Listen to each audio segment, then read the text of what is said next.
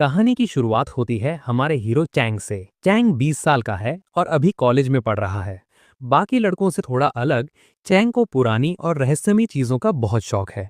Chang के पापा पुरानी चीजों पर रिसर्च करते हैं और उन्हीं को देख देखकर चैंग को भी बचपन से इन सब में इंटरेस्ट आ गया था।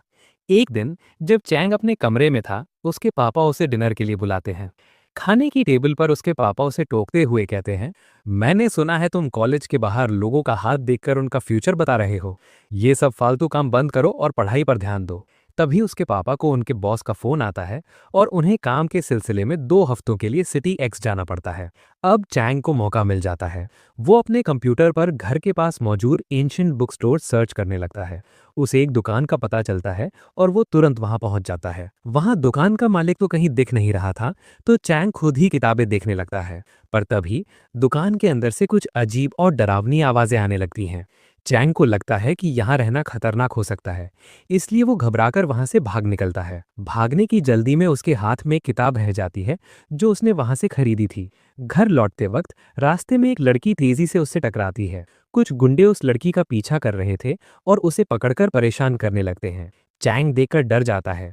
वो पहचान लेता है कि ये लड़की उसके कॉलेज की ही है, लेकिन वो गुंडे इतने खतरनाक थे कि चैंग की उनसे लड़ने की हिम्मत नहीं हुई। तभी उन गुंडों की नज़र चैंग की उस पुरानी किताब पर पड़ती है जो नीचे गिर गई थी।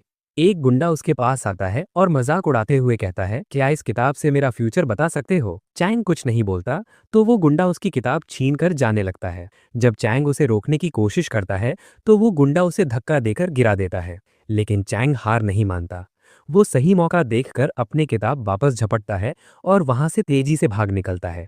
अब वो गुंडे गुस्से में चैंग के पीछे पड़ चुके हैं। चैंग उन तंग गलियों में अपनी जान बचाकर भाग रहा था। रास्ते में ऑब्स्टिकल्स खड़ी करते हुए वो उन गुंडों को चकमा देने की कोशिश करता है। उसे लगता है कि वो बच निकला है, पर बदकिस्मती से वो गुंडे घूमकर फिर उसके सामने आ खड़े होते हैं। इसी बीच एक अजीब और मजाकिया हादसा होता है।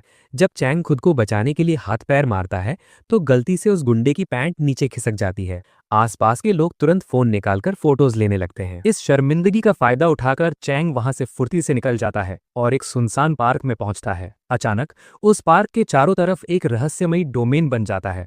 चैंग कुछ समझ पाता उससे पहले ही वो गुंडा, जिसका नाम ली था, वहां प्रकट होता है। ली गुस्से में चिल्लाता है, तूने सबके सामने मेरी इंसल्ट की है, अब तुझे इसका हर्जाना भरना होगा। ली के इशारा करते ही उसके साथ खड़ा एक अजीब सा शख्स अपने हथियार से चैंग पर एक भयंकर प्रेशर अटैक करता है, जिससे चैंग दूर जा गिरता है। ली उसके ऊपर पैर रखकर अहंकार से कहता है, ये ताकत देख रहा है, तेरे जैसा मामूली इंसान इसका सामना कभी नहीं कर पाएगा। इसके बाद वो अजीब शख्स इतना क्रूअल हो जाता है कि वो चैंग पर हमला करके उसे बुरी तरह जख्मी कर देता है। चैंग दर्द से तड़प रहा था और उसकी किताब उसके खून से सन चुकी थी।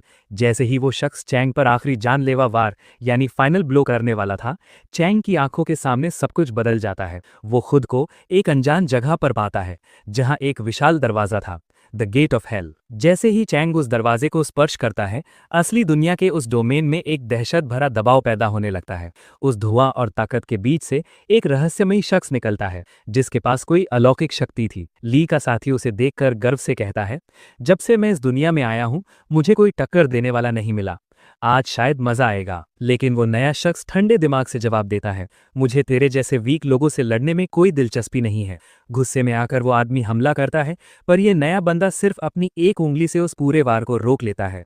वो न सिर्फ हमले को नाकाम करता है, बल्कि अपनी शक्ति से चैंग के सारे जख्मों को पल भर में ठीक कर देता है। ये देखकर ली बौखला जाता है और चिल्लाता है, इन दोनों का खात्मा कर दो। अब वो दूसरा शख्स अपनी पूरी ताकत इकट्ठी करके एक डिस्ट्रक्टिव हमले के लिए तैयार होने लगता है। वो रहस्यमयी शख्स चैंग की तरफ मुड़ता है और कहता है, तुमने मुझे इस दुनिया में बुलाया है, शायद अब वक्त आ गया है। दूसरी तरफ वो दुश्मन दोबारा अपना सबसे खतरनाक अटैक लॉन्च करता है, लेकिन ये नया बंदा भी पलटकर एक ऐसा पलक झपकते वार करता है जो उससे कहीं ज्यादा शक्तिशाली था। वो हमला इतना भयंकर था कि सामने वाला एक ही बार में खत्म हो गया। यहाँ हमें एक रहस्य पता चलता है कि ये दोनों दरअसल स्पिरिट्स हैं, जिन्हें आम इंसान नहीं देख सकते, और इनके पास स्पिरिट पावर होती है। जैसे ही वो दुश्मन स्पिरिट खत्म होती है, उसका असर ली पर पड़ता है। ली इतना कमजोर हो जाता है कि उसकी मौत हो जाती है और वो एक अजीब सी रोशनी बनकर हवा हवा में बिखर जाता है। वहीं दूर खड़ी एक अनजान लड़की इस रोशनी को देखकर मुस्कुराती है और कहती है, आखिरकार तुम मुझे मिल ही गए। अगली सुबह चैंग एक डरावने सपने से हड़बड़ाकर जागता है। सपने में वो उस स्पिरिट वाले बंदे को किस करने ही वाला था। चैंग सुकून की सांस लेता है कि शुक्र है ये सब सिर्फ एक सपना था। लेकिन जैसे ही वो बगल में देखता है, उसके होश उड़ जाते हैं। वही बंदा बिना कपड़ों के उसके बिस्तर पर लेटा हुआ था। चैंग जोर से चिल्लाता है और गुस्से में पूछता है, अभी तू कौन है और मेरे बेड पर इस हालत में क्या कर रहा है। बाद में दोनों बाहर निकलते हैं और चैंग उससे दोबारा सवाल करता है कि वो कौन है और उसने इतनी आसानी से उस दुश्मन को कैसे हरा दिया। वो बंदा थोड़ा चिढ़कर कहता है, मेरी किस्मत ही खराब है जो तुम जैसे बंदे ने मुझे समन किया है। तुम्हारे अंदर तो कोई स्पिरिट पावर ही नहीं है और हमारे एक दूसरे से जुड़े होने की वजह से मेरी शक्तियां भी कम हो गई हैं। यहाँ तक कि मैं अपनी यादें भी भूल चुका हूँ। घर लौटकर चेंग बाई से और भी सवाल पूछना चाहता था, लेकिन तभी उसे अपनी माँ के आने की आहट सुनाई देती है। वो घबराकर बाई को छुपाने की कोशिश करने लगता है, लेकिन दरवाजा खुलते ही चेंग हैरान रह जाता है, क्योंकि सामने उसकी माँ नहीं बल्कि एक बेहद सुंदर लड़की खड़ी थी जिसका नाम टीना था। टीना को देखकर चेंग तो लट्टू हो जाता है। टीना कहती है कि वो उसके कॉलेज में ही पढ़ती है और उससे अकेले में कुछ बात करना चाहती है। चेंग की माँ भी दोनों को प्राइवेसी देने के लिए कमरे से बाहर भेज देती है। चेंग और टीना बाहर घूम रहे होते हैं, पर चेंग को थोड़ा शक होता है। वो पूछता है, मिस टीना, मैंने आपको कॉलेज में पहले कभी नहीं देखा, क्या आप सच में वहां पढ़ती हैं? चेंग की बात सुनकर टीना बस एक चुटकी बजाती है और देखते ही देखते उसके कुछ साथी वहां आ धमकते हैं। चेंग घबराकर पूछता है कि ये सब क्या तमाशा है। टीना सीधा मुद्दे पर आती है और कहती है, मैं यहाँ एक डील करने आई हूँ। कल तुमने किसी को समन किया था, है ना? मुझे लगता है तुम दोनों की बनती नहीं है। कैसा रहेगा अगर तुम उसे मेरे हवाले कर दो? इससे पहले कि चैंग कुछ समझ पाता, वहां अचानक बाई की एंट्री होती है। बाई बड़े स्वैग से कहता है, मैम मुझे लगता है ये सवाल आपको मुझसे पूछना चाहिए था। बाई बड़े फिल्मी अंदाज में टीना का हाथ चूमते हुए कहता है, वैसे आप बहुत खूबसूरत हैं। टीना भी बाई की पर्सनैलिटी और उसके लुक्स देखकर दंग रह जाती है। ये सब देखकर चैंग को थोड़ा गुस्सा आता है। वो चिढ़कर कहता है, ये सब क्या चल रहा है? मुझसे तो बड़े एटीट्यूड में बात करता है और लड़कियों के सामने इतना मक्खन लगा रहा है। तभी टीना का एक साथी गुस्से में बाई को पीछे हटने के लिए कहता है और उसे चिरकुट बुलाता है। बाई उसे पलटकर जवाब देता है, पर तभी चैंग बीच में चीख कर सबको शांत करवा देता है। वो साफ मना कर देता है, बस बहुत हो गया, मैं बाई को तुम लोगों को नहीं बेचने वाला। माना कि मैं ताकतवर नहीं हूं, पर मेरे भी कुछ उसूल हैं। बाई ने मेरी जान बचाई है, इसीलिए मैं उसके साथ धोखा नहीं कर सकता। दोनों वापस घर आ जाते हैं। अब यहाँ एक बड़ा खुलासा होता है। दरअसल बाई एक स्पिरिट वेपन है। चैंग हैरानी से पूछता है कि ये आखिर होते क्या है। बाई उसे शैंग युआन आर्सेनल के बारे में बताता है। ये एक ऐसा रहस्यमयी दरवाजा है जहां हर तरह के शक्तिशाली हथियार यानी कि वेपन्स मौजूद हैं। कुछ वेपन्स तो इतने खास हैं कि उन्हें होली वेपन्स कहा जाता है। इन वेपन्स को 4 बड़े लेवल्स में बांटा गया है: हेवन, अर्थ, डार्क और येलो। इस दुनिया में सिर्फ कुछ चुनिंदा लोग ही उस दूसरी दुनिया से इन वेपन्स को समन कर सकते हैं। लेकिन पुरानी कहानियों की माने तो इन चारों लेवल से ऊपर भी एक सबसे ऊंचा लेवल होता है। बाई गर्व से कहता है, क्योंकि मैं इतना हैंडसम और पावरफुल हूं, इसीलिए मैं एक होली वेपन हूं। लेकिन तुम जैसे मामूली इंसान ने मुझे समन किया है, इसीलिए मेरी ताकत अभी बंदिशों में है। लेवल 1 पर होने के बाद भी मैं अभी सिर्फ लेवल 3 तक की ही पावर्स यूज कर सकता हूं। वो आगे बताता है कि जो लोग इन स्पिरिट वेपन्स को चला पाते हैं उन्हें स्पिरिट वॉरियर्स कहा जाता है। एक स्पिरिट वॉरियर वो होता है जो जन्म से ही अद्भुत शक्तियों के साथ पैदा होता है। इतिहास गवाह है कि ये योद्धा हमेशा बड़े और ऊंचे घरानों में ही जन्म लेते हैं, जैसे कि मिस टीना का परिवार। इसीलिए टीना के लिए ये हजम करना मुश्किल हो रहा है कि चैंग जैसा एक मामूली लड़का जो एक साधारण परिवार से आता है, उसके पास इतनी बड़ी शक्ति कैसे हो सकती है। टीना ने बचपन से ही कड़ी तपस्या और खतरनाक प्रैक्टिस की है ताकि वो टियानगांग ट्रायल में हिस्सा ले सके। ये एक ऐसा मुकाबला है जहां दुनिया भर के स्पिरिट वॉरियर्स अपने वेपन्स के साथ एक दूसरे से टकराते हैं। इस ट्रायल का जो भी विजेता होता है उसकी हर मन्नत पूरी की जाती है। बाई यहाँ चैंग को उकसाते हुए कहता है कि क्यों ना वो भी इस महामुकाबले का हिस्सा बने। टीना हर हाल में इस ट्रायल को जीतना चाहती है और इसीलिए वो ज्यादा से ज्यादा शक्तिशाली वेपन्स इकट्ठा करने में लगी है। चैंग का वेपन बाई उसकी लिस्ट में सबसे ऊपर है। जब चैंग मना कर देता है तो टीना उसकी जिंदगी नर्क बना देती है। वो चैंग को बदनाम करने के लिए पूरे कॉलेज में पोस्टर्स लगवा देती है कि चैंग ने उसे धोखा दिया है। चैंग का जीना मुश्किल हो जाता है। हर कोई उसे नफरत की नजर से देखने लगता है। आखिरकार तंग आकर चैंग टीना से मिलता है और साफ लफ्जों में कहता है, मैम, आप शायद समझ नहीं रही। बाई सिर्फ मेरा वेपन नहीं, मेरा दोस्त है। और रही बात तियान गैंग ट्रायल की, तो मैं भी उसमें हिस्सा लेने वाला हूँ। वहाँ वही जीतेगा जिसके पास असली हुनर होगा। और मुझे बाई पर पूरा भरोसा है। ये सुनकर टीना का गुस्सा 7वें आसमान पर पहुंच जाता है। उसे लगता है कि जिस ट्रायल के लिए उसने सालों मेहनत की, ये मामूली सा लड़का उसे इतनी आसानी से कैसे जीत लेगा। वो चैंग को चेतावनी देती है कि वो मुकाबला जिंदगी और मौत का खेल है, जहां चैंग जैसा लड़का एक पल भी नहीं टिक पाएगा। लेकिन चैंग के लिए ये सिर्फ एक मुकाबला नहीं, बल्कि खुद को साबित करने का मौका था। बचपन से किसी ने उस पर यकीन नहीं किया था, यहाँ तक कि उसके अपने पिता ने भी नहीं। चैंग पलटकर सवाल करता है, अगर आपको अपनी काबिलियत पर इतना ही गर्व है, तो आप मुझसे मेरा वेपन क्यों छीनना चाहती हैं? अब टीना के सब्र का बांध टूट जाता है। वो तुरंत वहां एक डोमेन खड़ा कर देती है। टीना के पास दो शक्तिशाली वेपन्स हैं, एक लड़की और एक लड़का। उनका सामना करने के लिए बई भी अपने असली रूप में आ जाता है। एक तरफ टीना के दो वेपन्स और दूसरी तरफ अकेला बई। मुकाबला इतना कांटे का था कि बई उन दोनों को एक साथ धूल चटा रहा था। टीना ये देखकर दंग रह गई कि एक मामूली सा दिखने वाला वेपन उसके दो दो साथियों को एक साथ टक्कर दे रहा है। वो सोचने पर मजबूर हो गई कि क्या ये सच में सिर्फ एक अर्थ लेवल का वेपन है? इतनी ताकत एक साधारण लड़के के पास कैसे हो सकती है? सबसे हैरानी की बात यह थी कि दो दो हेवन लेवल के वेपन्स का सामना करने के बावजूद बई के चेहरे पर डर का नामो निशान तक नहीं था। चैंग को थोड़ी चिंता होने लगी, क्योंकि वो जानता था कि बई अभी अपनी पूरी शक्ति का इस्तेमाल नहीं कर पा रहा है। तभी इस लड़ाई में एक तीसरे शख्स की एंट्री होती है। टियानजुन हॉल का एक घमंडी योद्धा आउतियन, और उसके साथ था उसका साथी। टीना उसे देखकर चिढ़ जाती है और कहती है, आउतियन, तुम हर बार मेरे बीच में टांग क्यों अड़ाते हो? क्या फिर से पिटने का इरादा है? आउतियन बड़े रौब से जवाब देता है, तुम्हारा ये घमंड चेयरमैन बर्दाश्त कर सकते हैं, मैं नहीं। और तुम इस बच्चे से लड़ रही हो, इसका वेपन तो मुझे कहीं से भी खास नहीं लग रहा। चैंग ने जब ये सुना तो उसने तुरंत पलटकर जवाब दिया, तुम तो ऐसे बोल रहे हो तुम्हारे पास हेवन लेवल के वेपन्स की खेती हो रही हो। ये सुनते ही आउतियन अपना असली रूप दिखाता है और एक हेवन लेवल का वेपन समन करता है। वो चैंग को धमकी देता है, बच्चे, अगर जान प्यारी है तो यहाँ से भाग जा। चैंग बड़े मजाकिया अंदाज में कहता है, मैं इतनी सुंदर लड़की को अकेला छोड़कर कैसे जा सकता हूँ? टीना को लगा चैंग उसकी बात कर रहा है और वो शर्मा गई, पर चैंग ने तुरंत बात पलट दी। अरे मैम, मैं आपकी नहीं, इन पिंकी मोहतरमा आउटियन की साथी की बात कर रहा हूँ। आउटियन का गुस्सा आग बबूला हो जाता है। वो बाई को तुच्छ कहता है, जिसके जवाब में बाई तुरंत उस पर हमला कर देता है। लेकिन तभी एक निंजा जैसी लड़की अचानक प्रकट होकर आउटियन को बचा लेती है। इधर टीना भी मौका देकर अपने दो वेपन्स जियान और मुई के साथ आउटियन के साथी किशन पर टूट पड़ती है। लड़ाई अब ट्रिपल थ्रेट बन चुकी थी। किशन अकेला टीना के दोनों वेपन्स जियान और मुई का सामना कर रहा था। हालांकि किशन ताकतवर था, पर जियान और मुई का टीम वर्क इतना बेहतरीन था कि किशन को संभलने का मौका ही नहीं मिल रहा था। एक के बाद एक उनके वार किशन को पीछे धकेल रहे थे। दूसरी तरफ बाई उस निंजा लड़की से भिड़ रहा था।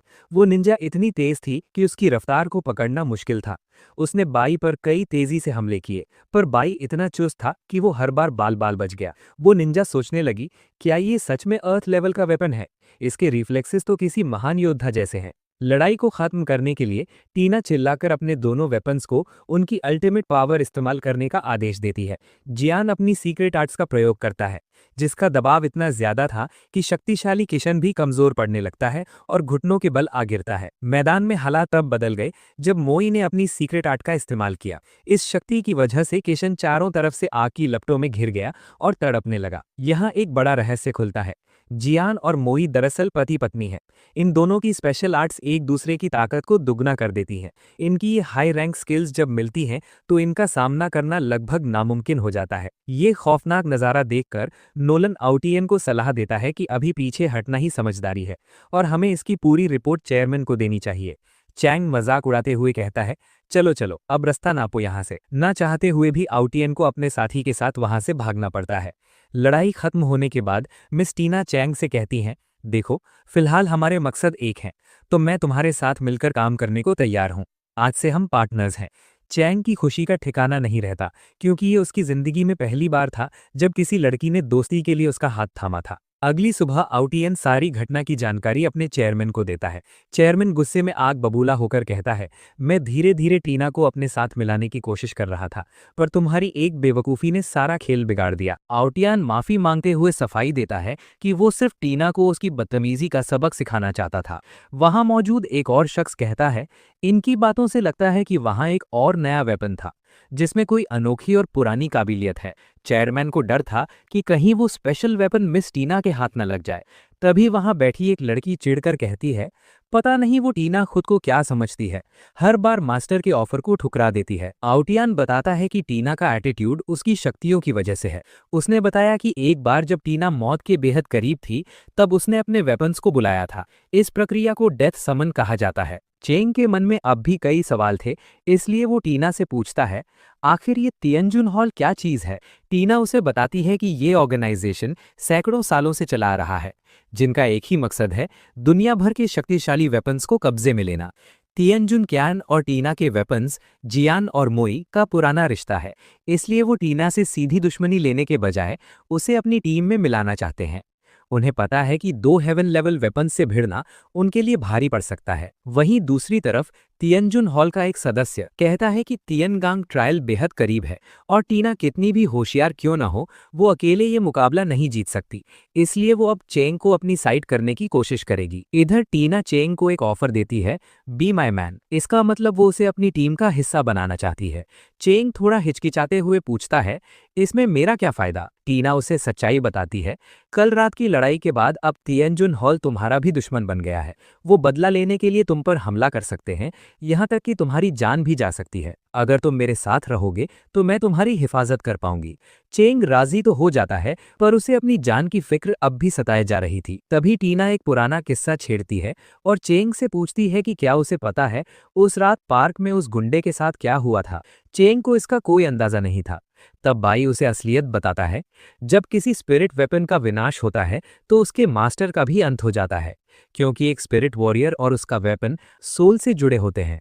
ये सुनकर चेंग के होश उड़ जाते हैं। उसे एहसास होता है कि वो गुंडा अब इस दुनिया में नहीं रहा। उधर तियनजुन हॉल में तय कर लिया है कि वो टीना और चेंग से दो दो हाथ करेंगे। उनके बीच एक रहस्यमयी और खतरनाक शख्स की झलक भी दिखाई देती है। जब चेंग को पता चलता है कि इन लड़ाइयों में लोगों की जानें भी जाती हैं, तो वो बुरी तरह घबरा जाता है। भाई उसका मजाक उड़ाते हुए कहता है, अगर इतना ही डर लग रहा है तो मुझे टीना को सौंप दो और अपने घर में छुपे रहो। लेकिन चेंग अपनी बुजदिली को पीछे छोड़कर फैसला करता है कि वो डरता नहीं है और इस ट्रायल में हिस्सा लेकर रहेगा। आज से चेंग, टीना और बाई एक ही टीम का हिस्सा बन चुके हैं। टीना चेंग को अपने घर बुलाती है ताकि वो ट्रायल की बारीकियां समझा सके, लेकिन जैसे ही चेंग टीना के विशाल और लग्जरियस बंगलों पर पहुंचता है, उसका मुंह हैरत से खुला का खुला रह जाता है। उसने सपने में भी नहीं सोचा था कि टीना इतनी अमीर होगी। एंट्रेंस पर ही ढेर सारी मेड्स उनका वेलकम करती हैं। टीना अनाउंस करती है कि आज से चेंग यहीं रहेगा और उसने सारी अरेंजमेंट्स पहले ही कर ली हैं। टीना ने चेंग की मदर को भी वहां बुला लिया है ताकि वो सेफ रहें और अकेलेपन का शिकार ना हो। टीना उनसे रिक्वेस्ट करती है कि वो इस जगह को अपना ही घर समझें। असल में टीना को चेंग की फैमिली की सिक्योरिटी की फिक्र थी। उसने चेंग के फादर को भी इनवाइट किया था, पर वो अपने रिसर्च में बिजी होने की वजह से नहीं आ सके। बातों ही बातों में टीना बताती है कि एक स्पिरिट वॉरियर अपने पास 2 हेवन लेवल वेपन्स रख सकता है। वो चेंग को एक और कोशिश करने को कहती है ताकि उसे एक और शक्तिशाली पार्टनर मिल सके। चेंग थोड़ा नर्वस होकर कहता है कि इस समनिंग रिचुअल में तो लाखों का खर्चा आता है और उसके पास बिल्कुल पैसे नहीं है। टीना स्माइल करते हुए कहती है कि वो सब मैनेज कर लेगी। टीना तुरंत रिचुअल शुरू करती है और एक चमकदार समनिंग सर्कल बन जाता है। चेंग एक बार फिर खुद को उस दूसरी दुनिया के पोर्टल पर पाता है और वहां से एक लड़की निकलती है जिसका नाम है जिहुआ। वो बड़े प्राइड के साथ कहती है कि अपने मास्टर के बुलाने पर वो हाजिर है। बाई उसे देखकर चिढ़ाने लगता है और उसे अर्थ लेवल की छोटी बच्ची बुलाता है। जिहुआ को गुस्सा आ जाता है और वो पलटकर जवाब देती है कि वो कोई बच्ची नहीं है। दोनों के बीच फाइट होने ही वाली थी कि चैंग मैटर सॉर्ट आउट करवाता है। जिहुआ चैंग को गौर से देखती है और कहती है कि वो थोड़े थोड़े उसके पुराने मास्टर फैंगशियान की तरह लगते हैं। जिहुआ बताती है कि पिछली बार वो अपने मास्टर को बचा नहीं पाई थी, पर इस बार वो अपने नए मास्टर की हिफाजत पूरी जान लगाकर करेगी। अब डिनर का वक्त था। टेबल पर इतने सारे डिशेस देखकर जिहुआ के मुंह में पानी आ जाता है। पता चलता है कि ये सब डिलीशियस फूड चैंग की मदर ने बनाया है। खाना चखते ही जिह्वा को बहुत सुकून मिलता है। टीना भी शौक रह जाती है कि इतना स्वादिष्ट खाना कोई कैसे बना सकता है। बाई को भी ये फूड बेहद पसंद आता है और इधर जियान बड़े प्रेम से अपनी पत्नी मोई को अपने हाथों से खाना खिलाते हैं। सबको चेंग की मदर के हाथ का खाना बहुत पसंद आता है। डिनर खत्म होते ही बाई और जिवा के बीच एक मजेदार आर्ग्यूमेंट छिड़ जाती है। दोनों इस बात पर लड़ रहे थे कि नूडल्स ज्यादा टेस्टी थे या फ्राइड फिश। तभी वहां 3 नए वेपन्स एंट्री मारते हैं। जिवा उन्हें देखते ही पहचान जाती है और कहती है, अरे तुम तीनों तो वही हो ना जिनसे मेरी पिछली बार इतनी लंबी फाइट हुई थी। पता चलता है कि ये तीनों ही मिस टीना की ही टीम का हिस्सा हैं। जिवा और उनके बीच फिर से झगड़ा शुरू होने लगता है, पर चैंग तुरंत जिवा को पकड़ लेता है ताकि मामला शांत हो सके। इसी बीच एक मेड आकर बताती है कि अब नहाने का वक्त हो गया है। अगले सीन में हम मिस टीना को एक हॉट स्प्रिंग में देखते हैं। टीना वहां रिलैक्स कर रही थी और उनके दिमाग में सिर्फ चैंग की बातें चल रही थी।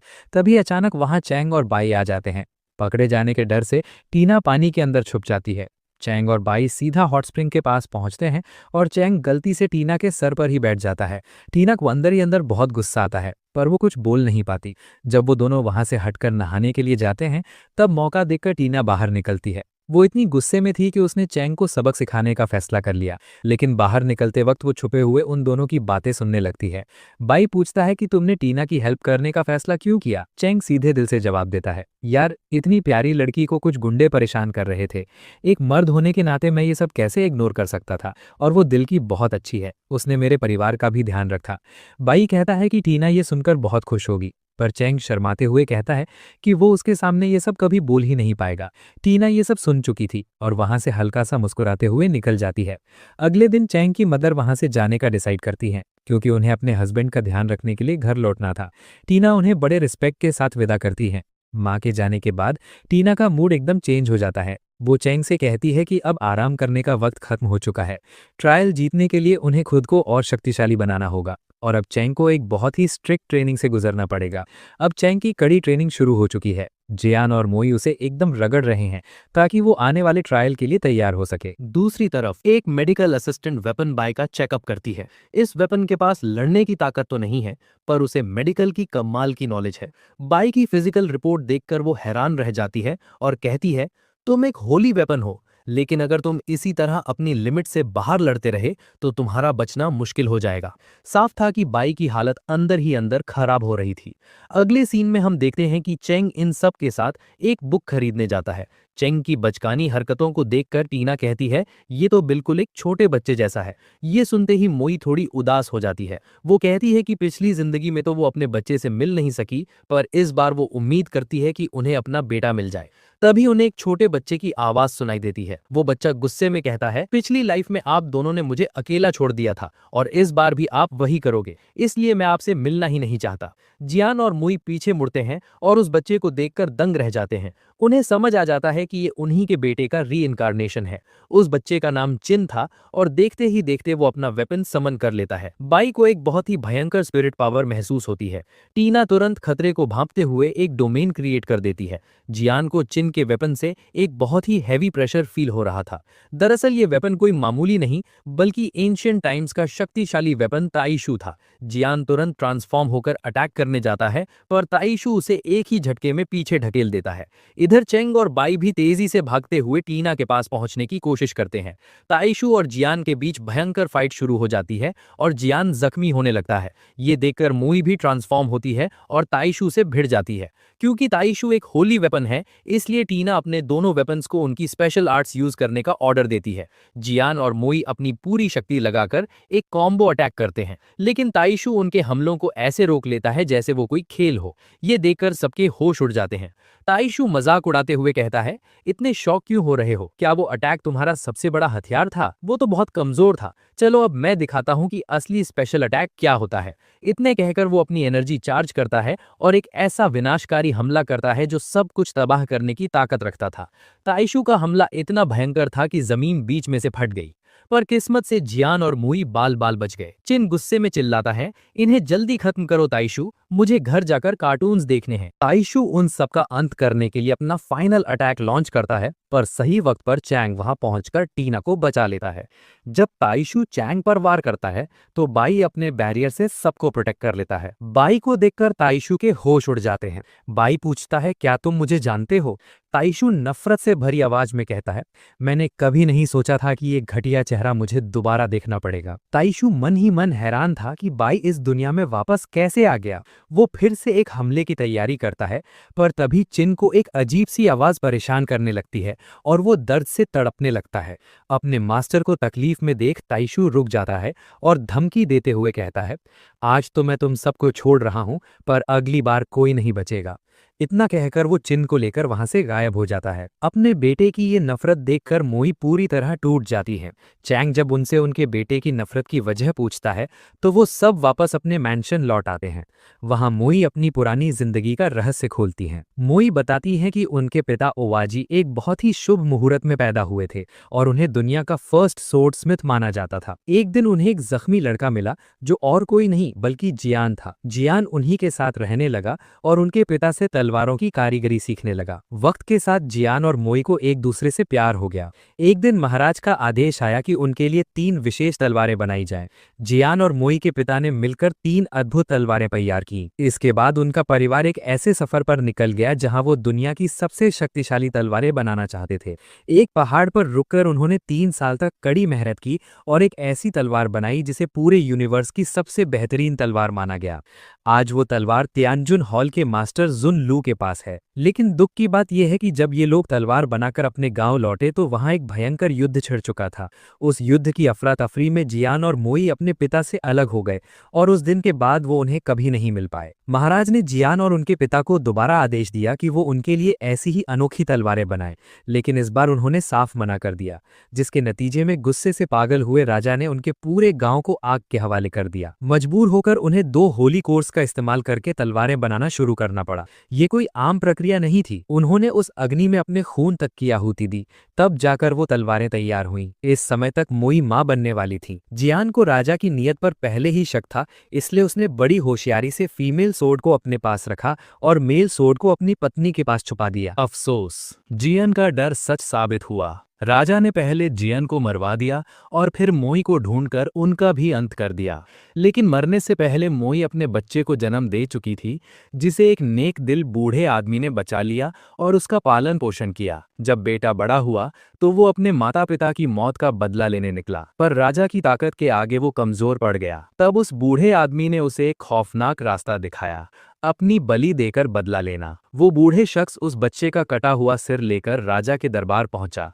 राजा ये देखकर बहुत खुश हुआ, पर अगले ही पल एक चमत्कार हुआ। उस कटे हुए सिर ने अचानक राजा पर हमला किया और अपने दांतों से उसकी गर्दन की नस काटकर उसे खत्म कर दिया। बदला पूरा होने के बाद उस बूढ़े आदमी ने बच्चे और राजा के सिर के साथ साथ अपना सिर भी काटकर एक घड़े में डाल दिया। क्योंकि उन तीनों की मौत एक साथ हुई थी, उनकी आत्माएं आपस में मिल गईं और उन्हीं का मिश्रण अब चिन के रूप में दोबारा पैदा हुआ है। यही वजह है कि चिन की आत्मा पूरी तरह संतुलित नहीं है। चैंग समझ जाता है कि फिलहाल वो चिन की कोई मदद नहीं कर सकते, क्योंकि उसके पास ताई शू जैसा शक्तिशाली होली वेपन है। टीना कहती है कि उन्हें ताई शू से सीधा भिड़ने के बजाय कोई ऐसा रास्ता निकालना होगा जिससे चिन को ठीक किया जा सके। अगले दिन एक अचानक आए कॉल से चैंग की नींद खुलती है और फोन उठाते ही उसके होश उड़ जाते हैं। दूसरी तरफ हम टीना को एक रहस्यमयी शख्स के साथ बैठे देखते हैं, जिसे हम पहले भी देख चुके हैं। सबसे पहले हम देखते हैं कि चैंग के पास जो कॉल आया था वो उसके फादर का ही था। वो चैंग पर गुस्सा कर रहे हैं और उसे डांटते हुए कह रहे हैं कि उसे ऐसी बचकानी हरकतें छोड़कर घर वापस आ जाना चाहिए। उनका कहना है कि उसे किसी अमीर बाप की लड़की के साथ घूमने के बजाय अपनी पढ़ाई और घर पर ध्यान देना चाहिए। चैंग बेचारा अपना दुखड़ा सुनाते हुए कहता है, यार मेरे पापा तो मुझे आज भी छोटा बच्चा ही समझते हैं। उन्हें लगता ही नहीं कि मैं अब बड़ा हो गया हूँ। दूसरी तरफ वो रहस्यमयी शख्स टीना को एक बहुत बड़ा राज बताता है। वो कहता है कि चिन का बिहेवियर इतना वायलेंट और अजीब यूं ही नहीं है, इसके पीछे तियानजुन हॉल के मास्टर का हाथ है। यहाँ हमें डार्क सेरेमनी के बारे में पता चलता है। डार्क सेरेमनी ये एक ऐसी समनिंग विधि है जिसमें एक मासूम इंसान की बलि यानी सैक्रिफाइस दी जाती है। इससे जो वेपन निकलता है उसमें कोई इमोशंस या फीलिंग नहीं होती, वो बस एक किलिंग मशीन होता है जिसे सिर्फ खून बहाना आता है। टीना सबूत मांगती है, पर उस शख्स के पास कोई प्रूफ नहीं होता, सिर्फ मास्टर की एक हेवन लेवल स्किल की जानकारी होती है। तभी टीना के फोन पर एक खौफनाक फोटो आती है जो चिन ने भेजी थी। उस फोटो में चिन कुछ लोगों को आग के ढेर में रखकर उनके साथ सेल्फी ले रहा था। ये देखकर मोई यानी मिस ई से रहा नहीं जाता और वो तुरंत वहां से निकल जाती हैं।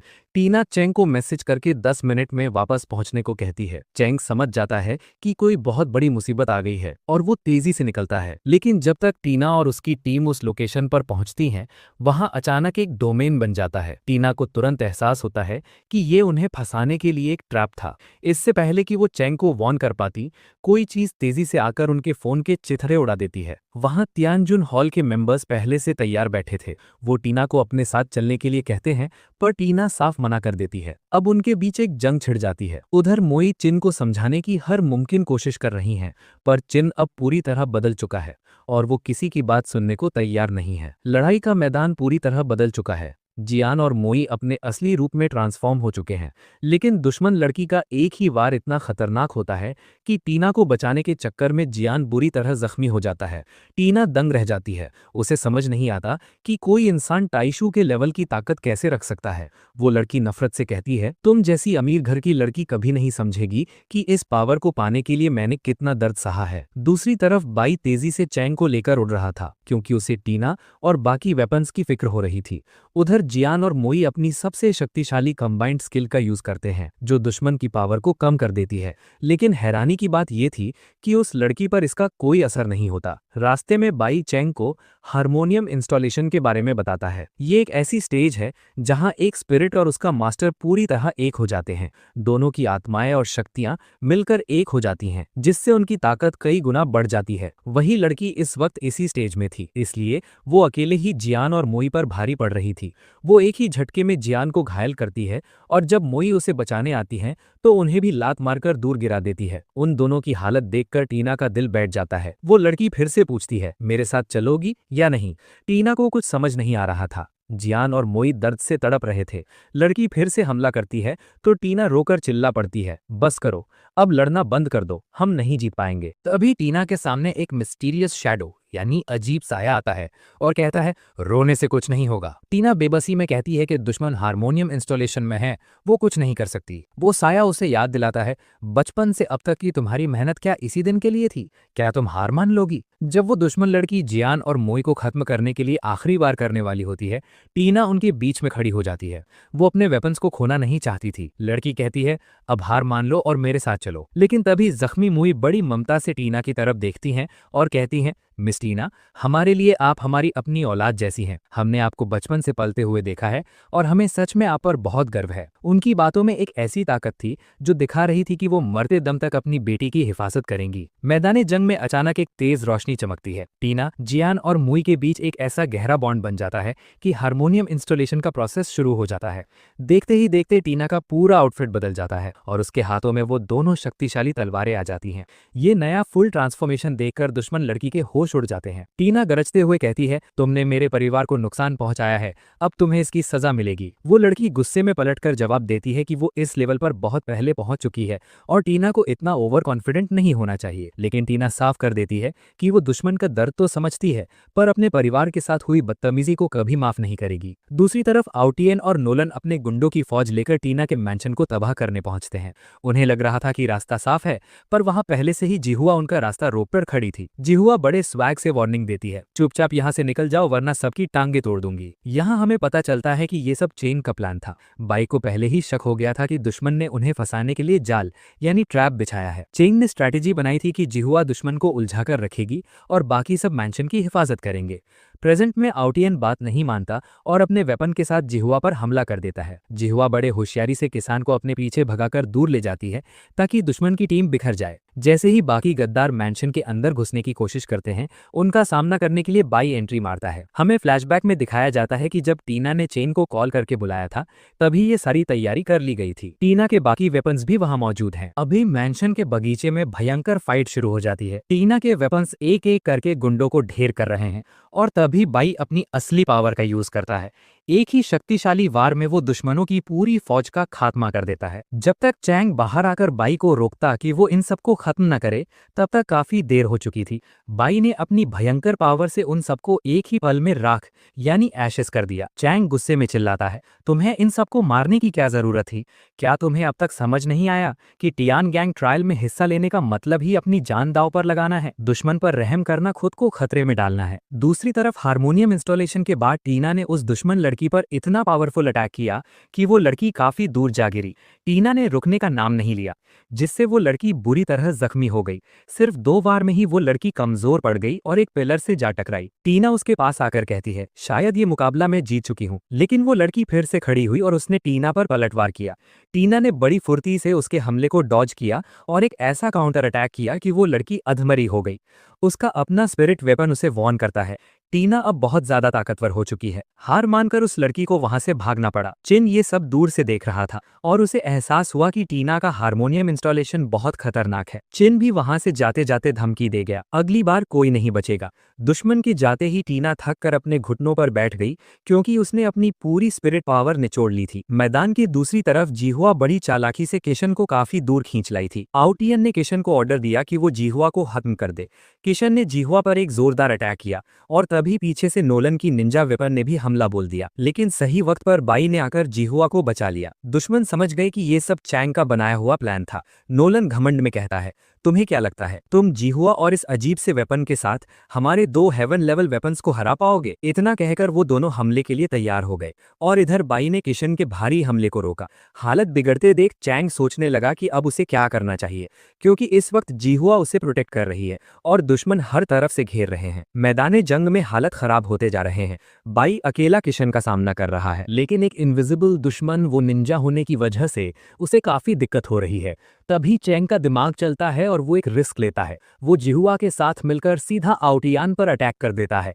नोलन ये देखकर घबरा जाता है और आउटियान को बचाने के लिए अपने वेपन से जिहुआ को रोकने की कोशिश करता है। इसी मौके का फायदा उठाकर बाई उस निंजा पर हमला करता है, लेकिन किशान तुरंत एक बैरियर बनाकर उसे बचा लेता है। अगले ही पल वो निंजा मौका देखकर चैंग पर एक जानलेवा वार करती है। इसी बीच हमें जिहुआ का एक दर्दनाक फ्लैशबैक दिखाया जाता है। उसने अपने पुराने मास्टर फेंगसियान को अपनी आंखों के सामने मरते हुए देखा था।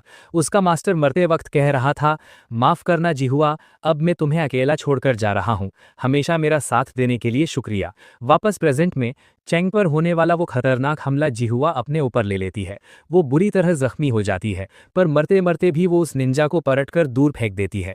खून से लथपथ जिहुआ चैंग की तरफ देखती है और कहती है, मास्टर मुझे माफ कर देना, मैं आपकी ज्यादा हेल्प नहीं कर सकी। इतना कहकर जिहुआ की आंखें बंद हो जाती हैं और वो अपना दम तोड़ देती है। जिहुआ की मौत देखकर चैंग पूरी तरह टूट जाता है। वो रोने लगता है और हर चीज का दोष खुद को देने लगता है। चैंग के इतना ज्यादा अनस्टेबल होने की वजह से बाई की शक्ति कमजोर पड़ने लगती है और किशन उस पर भारी पड़ने लगता है। किशन एक भयंकर हमला करता है, जिसे रोकने में बाई की पूरी एनर्जी खत्म हो जाती है। किशन जैसे ही बाई को खत्म करने के लिए आगे बढ़ता है, तभी अचानक जियान और मोई अपनी तलवारों के रूप में वहां आ धमकते हैं। वो दोनों मिलकर किशन को पीछे धकेल देते हैं। टीना भी वहां पहुंच जाती है और जिहुआ की हालत देखकर दुख से भर जाती है। लेकिन दोस्तों, अभी उम्मीद बाकी है। जिहुआ गायब होने लगती है, पर वो मरी नहीं है। टीना तुरंत अपनी स्पिरिट पावर का एक हिस्सा जिहुआ को दे देती है। इससे जिहुआ की सोल प्रिजर्व हो जाती है और थोड़ा रेस्ट करने के बाद वो फिर से ठीक हो जाएगी। जब चैन को पता चलता है कि जिहुआ की जान बच गई है, तो वो चैन की सांस लेता है। यहाँ हमें पता चलता है कि टीना के बाकी वेपन्स ने सही वक्त पर पहुंचकर उसे अपनी शक्ति दी थी, जिसकी वजह से टीना अपनी पावर रिकवर करके यहाँ तक पहुंच सकी। अब चैंग और टीना एक साथ मिलकर दुश्मन का सामना करने के लिए तैयार हो जाते हैं। जियान और मोई मिस ई एक जोरदार कंबाइन अटैक करते हैं, जिससे किशन थोड़ा कमजोर पड़ने लगता है और इतनी ही देर में बाई भी फिर से खड़ा हो जाता है। अपनी टीम को हारता देखकर ओतियन का दिमाग खराब हो जाता है। वो इस बार भागने के बजाय अपनी स्पेशल आर्ट का यूज करता है। इसका असर इतना खतरनाक होता है कि किशन की पूरी पावर रिकवर हो जाती है और उसका ऑरा पहले से कहीं ज्यादा भयंकर हो जाता है। टीना और बाकी सब हैरान रह जाते हैं जब किशन जियान और मोई के हमलों को मजाक की तरह रोक लेता है। तभी चेंग की नजर आसमान पर पड़ती है, जहां कुछ अजीब से सितारे चमक रहे थे। चेंग चिल्लाकर कहता है, हमें इसे तुरंत रोकना होगा, वरना अनर्थ हो जाएगा। दरअसल किशन आसमान के उन सितारों से एनर्जी लेकर अपनी पावर को रीजनरेट कर रहा था। किशन अब अपना सबसे खतरनाक अटैक तैयार करता है। ये एक ऐसा अल्टीमेट अटैक है जिसे वो सिर्फ रात के वक्त ही यूज कर सकता है, क्योंकि इसे सितारों की एनर्जी चाहिए होती है। इस हमले का कोई तोड़ नहीं है। किशन जैसे ही ये वार करता है, बाई उसे अपने हाथों से रोकने की कोशिश करता है, पर हमला इतना शक्तिशाली था कि बाई की हालत खराब होने लगती है। अपने साथी को मुसीबत में देखकर चेंग एक बड़ा फैसला लेता है। वो अपना हाथ काटकर ब्लड सैक्रिफाइस बाई की तरफ भागता है। अगले ही पल दोनों बाई के इनर स्पेस में होते हैं। बाई उसे वॉर्न करता है, चेंग, तुम जो करने जा रहे हो उसमें तुम्हारी जान भी जा सकती है। चेंग बिना डरे जवाब देता है, अपने दोस्तों को बचाने के लिए मैं अपनी जान की बाजी लगाने को तैयार हूँ। चेंग का ये जज्बा देखकर बाई कहता है, ठीक है, जैसा तुम कहो। मैदाने जंग में मुकाबला अब आर पार का था। किशन ने अपनी पूरी ताकत लगा दी थी, पर बाई अब रुकने वाला नहीं था। बाई ने चेंग के बलिदान का मान रखा और किशन के अटैक पर एक जोरदार काउंटर अटैक शुरू कर दिया। किशन ने बचते हुए अपनी पावर और ज्यादा बढ़ा दी, जिसके दबाव से चेंग और बाई दोनों को तकलीफ होने लगी। तभी बाई एक ऐसी सीक्रेट टेक्निक का इस्तेमाल करता है जो पहले कभी नहीं देखी गई थी। ये टेक्निक इतनी असरदार थी कि उसने किशन के अल्टीमेट अटैक को पल भर में नलिफाई कर दिया। लेकिन इस शक्ति का बोझ चेंग का शरीर नहीं सह पाया और वो कमजोर होकर जमीन पर गिर पड़ा। टीना घबराकर चेंग की तरफ भागना चाहती है, पर मोई यानी मिस ई उसे रोक लेती हैं, क्योंकि लड़ाई अभी खत्म नहीं हुई थी। बाई ने किशन के हमले की सारी एनर्जी को इकट्ठा किया और उसे वापस किशन की तरफ ही फायर कर दिया। अपने ही हमले की मार से किशन बुरी तरह हार जाता है और ढेर हो जाता है। अपने सबसे शक्तिशाली वेपन को हारता देख ऑतियन के होश उड़ जाते हैं। पास कोई रास्ता न देखकर वो नोलन के साथ वहां से दुम दबाकर भाग निकलता है। टीना तुरंत बेहोश चेंग के पास पहुंचती है, पर चेंग की हालत काफी नाजुक लग रही थी। दूसरी तरफ आउतियान और नोलन भागते हुए जंगल के रास्ते दूर निकल जाते हैं। आउतियान गुस्से में पागल हो रहा था, क्योंकि उसे पहली बार इतनी बुरी तरह भागना पड़ा। नोलन उसे समझाने की कोशिश करता है, दोस्त इस वक्त गुस्सा नहीं, दिमाग चलाओ। अभी नोलन अपनी बात पूरी भी नहीं कर पाया था कि अचानक उसके पीछे एक साया प्रकट होता है। अगले ही पल वो अनजान शख्स नोलन को मौत के घाट उतार देता है। आउतियान की आंखों के सामने उसके सबसे खास दोस्त का कत्ल हो जाता है। जब आउतियान डरते हुए पीछे मुड़कर देखता है तो उसके पैरों तले जमीन निकल जाती है। नोलन को मारने वाला और कोई नहीं बल्कि बाई था। वही बाई जो अभी कुछ देर पहले चेंग के साथ था। वो यहाँ कैसे पहुंच गया और उसने इतनी बेरहमी से नोलन का अंत क्यों किया? स्टोरी आगे बढ़ती है और हम देखते हैं कि टियान बाई के बारे में अपने मास्टर को सब कुछ बता देता है। उसी वक्त तियानजुन हॉल के मास्टर के पास वही अनजान बंदा आता है और कहता है कि उसे उम्मीद नहीं थी कि वो लोग इस हद तक गिर जाएंगे। तियानजुन हॉल का मास्टर जानलू गुस्से में भरा हुआ है। वो साफ कहता है कि मेरे लोगों को नुकसान पहुंचाकर उन्होंने बहुत बड़ी गलती कर दी है और मैं उनसे अपना बदला जरूर लूंगा। इतना कहकर जानलू वहां से निकल जाता है, लेकिन तभी वो बंदा पीछे से एक शैतानी मुस्कुराहट देता है। दूसरी तरफ चेंग आराम कर रहा होता है, तभी मिस टीना उससे मिलने आती हैं। यहाँ पता चलता है कि चेंग पिछले 2 दिनों से बेहोश था और अब जाकर उसे होश आया है। माहौल थोड़ा लाइट होता है जब टीना की स्पिरिट वेपन बीच में आकर उन्हें छेड़ने लगती है और कहती है कि लगता है आप दोनों यहाँ क्वालिटी टाइम स्पेंड कर रहे हैं। ये सुनते ही टीना शर्म के मारे ऑकवर्ड हो जाती है। होश में आते ही चेंग का पूरा ध्यान अपनी ताकत पर होता है। वो अपनी डिफेंस पावर को इम्प्रूव करने की प्लानिंग ही कर रहा होता है कि तभी जियान भागा भागा आता है और खबर देता है कि जानलू अपने साथियों के साथ यहाँ पहुंच चुका है। ये सुनते ही चेंग फौरन बिस्तर से उठकर लड़ने के लिए तैयार हो जाता है। अब सीन शिफ्ट होता है रात की तरफ। जानलू सामने खड़ा होकर सीधा चैलेंज करता है कि अपने वेपन बाई को बाहर निकालो, आज मैं उसका खेल खत्म करने आया हूँ। जानलू यहाँ अपना इंट्रोडक्शन देता है और बताता है कि वो सिर्फ बाई से मुकाबला करने आया है। जानलू की स्पिरिट पावर इतनी ज्यादा है कि आसपास का मौसम भारी हो जाता है और मिस्टी मैन दूर खड़ा होकर इस पूरे तमाशे का मजा ले रहा होता है। बाई अपनी शक्तियों से एक वेपन तैयार करके जानलू पर वार करता है, लेकिन जानलू की तलवार उस हमले को काट देती है। वो इतना तेज है कि पलक झपकते ही बाई के पीछे पहुंच जाता है और उसकी रफ्तार बाई पर भारी पड़ने लगती है। मिस्ट्री मैन बताता है कि जानलू की तलवार कोई आम तलवार नहीं है, बल्कि वो स्पेस और टाइम तक को काट सकती है। इस खतरनाक टेक्निक का नाम है कसाना स्किल। ये स्किल इतनी पावरफुल है कि अगर जानलू जख्मी भी हो जाए तो वो वक्त में कुछ मिनट पीछे जाकर अपने जख्म को हील कर सकता है। बाई उसके एक भयानक हमले को रोक तो लेता है, लेकिन वो खुद को जख्मी होने से नहीं बचा पाता। हालांकि जानलू भी अब समझ चुका है कि बाई कोई मामूली योद्धा नहीं है, बल्कि उन सबसे ज्यादा ताकतवर है जिनसे वो आज तक लड़ा है। दूसरी तरफ मिस टीना के बाकी वेपन्स अपने मिशंस में बिजी हैं। वहीं बैटल ग्राउंड पर बाई बड़ी मुश्किल से जैन लू के लगातार हमलों से खुद को बचा रहा होता है। लेकिन ये सिर्फ बचाव नहीं, बल्कि एक प्लानिंग का हिस्सा था। एक खास फॉर्मेशन तैयार किया गया है और जैसे ही अरेंजमेंट्स पूरे होते हैं, हर तरफ से एक तेज रोशनी निकलने लगती है। चैंग अपनी इनर पावर पर फोकस करता है और इस रिचुअल के पूरे होते ही बाई की ताकत कई गुना बढ़ जाती है। अब बाई जैनलू के उन हमलों को बड़ी आसानी से रोकने लगता है जो पहले उसे जख्मी कर रहे थे। ये देखकर मिस्ट्री मैन परेशान हो जाता है और जैनलू की मदद करने के लिए सीधा चैंग पर अटैक कर देता है। पर तभी चैंग के अंदर से एक अजीब और ताकतवर एनर्जी निकलती है जो मिस्ट्री मैन को पीछे फेंक देती है। चैंग ने यहाँ अपनी एक नई पावर एक्टिवेट कर ली है जिसे हार्मनी इंस्टॉलेशन कहते हैं, यानी अब वो अपने वेपन जिए हुआ के साथ पूरी तरह जुड़ चुका है। लेकिन असली ट्विस्ट तब आता है जब चैंग बताता है कि उसे पहले से ही शक था कि ये मिस्ट्री मैन और जैन लू मिले हुए हैं। जब मिस टीना ने चैंग को अपने घर बुलाया था, तभी उसने नोटिस कर लिया था कि इस मिस्ट्री मैन की हरकतें कुछ अजीब हैं। जब उसकी चोरी पकड़ी जाती है तो वो मिस्ट्री मैन, जिसे हम अब मिस्टर ही कहेंगे, घबरा जाता है। तभी टियान सामने आकर बताता है कि मास्टर, इसने हमें धोखा दिया है। हमला करने का कोई ऑर्डर नहीं था, लेकिन इसने झूठ बोलकर हमसे हमला करवाया है। हालांकि टियान अब भी यही कहता है कि उसने अपनी आंखों से बाई को नोलन का खून करते देखा था। पर तभी जैन लू असलियत बताता है और मिस्टर यी से कहता है, मिस्टर यी, आप इल्यूजन्स यानी वहम क्रिएट करने में काफी एक्सपर्ट हैं।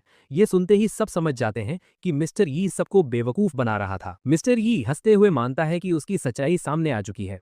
चैंग उस पर हमला करता है, मगर एक बैरियर उसे बचा लेता है। तभी वहां चिन और उसका वेपन आते हैं जो सबको खत्म करने के इरादे से आए हैं। इस बीच जैन लू के पास एक पुराना क्रिस्टल होता है जो बाई का ही एक हिस्सा था। वो ये क्रिस्टल बाई को वापस कर देता है। जैसे ही ये क्रिस्टल बाई की बॉडी में जाता है, उसे अपनी पुरानी यादों की एक झलक दिखती है जिसमें एक अनजान बंदा नजर आता है। बाई उस पर ज्यादा ध्यान नहीं देता और अपनी पूरी ताकत के साथ चिन और उसके वेपन का सामना करने के लिए तैयार हो जाता है। चैंग यहाँ चिन को समझाने की हर मुमकिन कोशिश करता है कि ये मिस्टर यी उसका सिर्फ फायदा उठा रहा है, लेकिन चिन का वेपन किसी की नहीं सुनता और साफ कह देता है कि इनकी बातों में आने की जरूरत नहीं।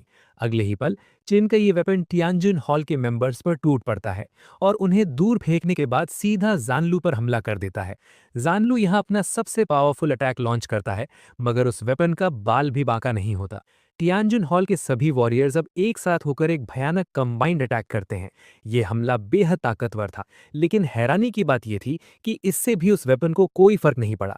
हालात बिगड़ते देख टीना तुरंत अपने वेपन्स के साथ हार्मनी इंस्टॉलेशन कर लेती है। अब बाई और चैंग एक साथ मिलकर चिन के वेपन का मुकाबला करने उतरते हैं। वो उस पर कई बार हमले करते हैं, लेकिन इतनी मेहनत के बाद भी उस वेपन यानी ताइशू को बस एक हल्की सी खरोच आती है। ताइशू अब फैसला करता है कि वो अपनी असली ताकत दिखाएगा। वो एक रहस्यमयी पोर्टल क्रिएट करता है और सबको उसके अंदर खींच लेता है। सब देखते हैं कि वो एक अलग ही डिमेंशन में आ चुके हैं। ये ताइशू का अपना खुद का डोमेन है, क्योंकि वो एक होली वेपन है। टीना जब उस पर हमला करने जाती है तो उसका अटैक ताइशू को टच तक नहीं कर पाता। असल में ताइशू के इस डिमेंशन में उसे कोई नुकसान नहीं पहुंचा सकता। ताइशू वहां तबाही मचाने लगता है और किसी को समझ नहीं आता कि इसे कैसे हराएं। चिन ताना मारते हुए कहता है, क्या हुआ? क्या तुम्हारा ये हार्मनी इंस्टॉलेशन अब किसी काम नहीं आ रहा? ये सब देखकर मोई यी समझ जाती है कि अब उसे ही चिन को समझाना होगा। बाकी सब लोग ताइशू का ध्यान भटकाने के लिए उस पर हमले शुरू कर देते हैं ताकि मोई यी बिना रुके चिन तक पहुंच सके।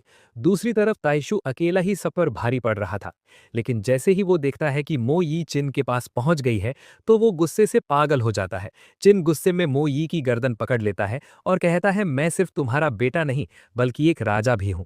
यहाँ एक बड़ा खुलासा होता है कि पिछले जन्म में चिन और किंगचू एक साथ मरे थे, जिस वजह से उनकी आत्माएं आपस में जुड़ गई हैं और उनका पुनर्जन्म यानी रीइंकार्नेट एक साथ हुआ है। अब चिन अपनी ही मां की शक्तियों पर काबू पाने लगता है। ताइशू लगातार उन पर भयानक हमले किए जा रहा है, जिस वजह से हर कोई बुरी तरह जख्मी है। चैंग की हालत इतनी खराब हो जाती है कि उसका हार्मनी इंस्टॉलेशन भी डीएक्टिवेट हो जाता है। वहीं दूसरी तरफ चिन अपनी ही मां की शक्तियों को चुराकर उन्हें वहीं मौत के मुंह में छोड़ देता है।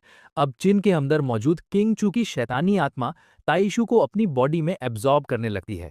ये एक जबरदस्ती किया गया हार्मनी इंस्टॉलेशन था, जिससे इतनी ज्यादा एनर्जी निकलती है कि ताइशू का अपना बनाया हुआ डायमेंशन ही चकनाचूर हो जाता है। सब लोग उस डायमेंशन से बाहर आ गिरते हैं। अब चिन पहले से कहीं ज्यादा ताकतवर और खौफनाक हो चुका है।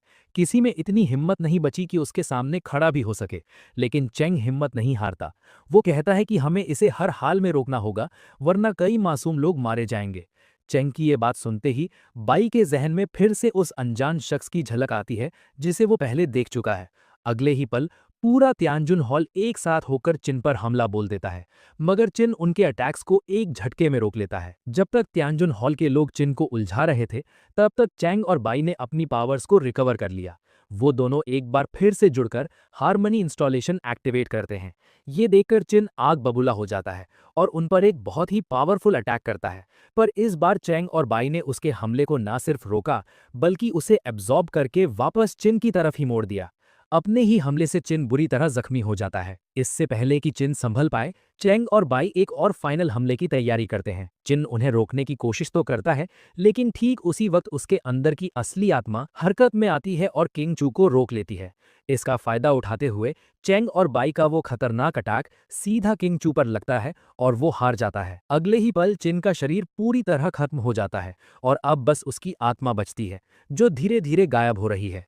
यहाँ हमें चिन की दर्दनाक सच्चाई पता चलती है। कैसे उसके जन्म के बाद किंग चू ने उसके पिता को मरवा दिया और उसकी माँ भी उसे बचाते हुए शहीद हो गई। अब सब कुछ खत्म होने के बाद जब चिन की आत्मा अपने माँ बाप के पास जाने की कोशिश करती है, तो ताइशू और वो मिस्ट्री मैन उसे रोकने लगते हैं।